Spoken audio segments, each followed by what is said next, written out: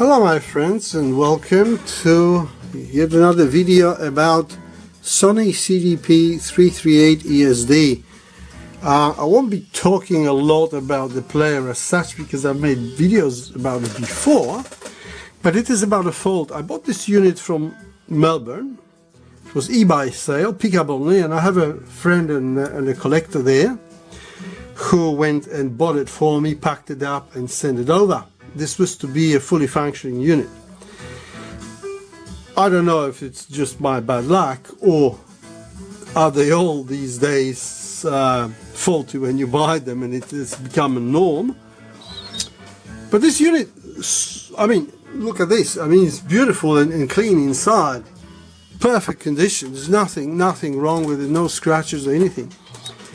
But it played and jumped to tracks and done everything. Other than, it was a bit sketchy at the beginning and also at the end it just was jumping the tracks and wouldn't even go on some long CDs to the end.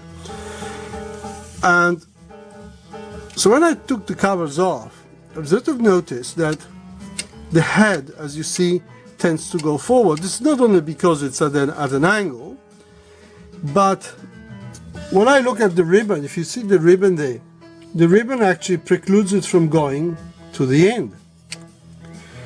So I look carefully and you see there is this lever there.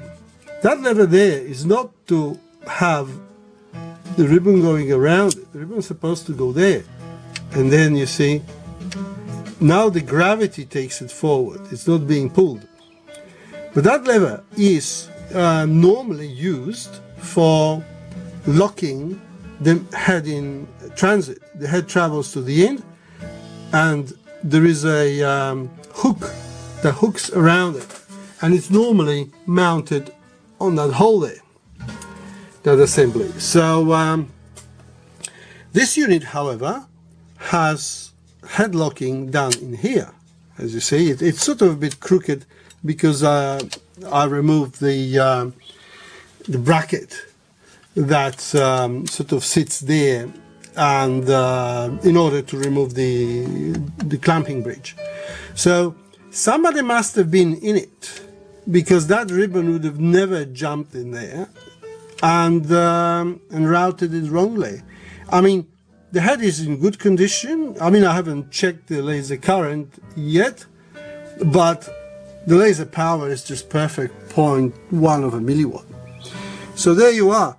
Always check the mechanics first before you go to electronics. You know, if it works mechanically well, you know, tray slides in and out without much resistance, then, you know, if you have a good electronics, it will work.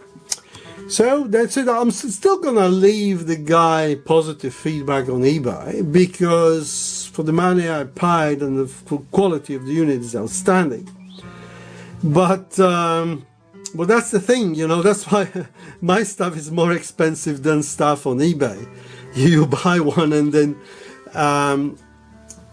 it's faulty, and then you have to go and pay somebody to fix it. Yeah, but well, luckily this is not such a big issue. Well, thank you very much for your time, and until the next one. Bye bye.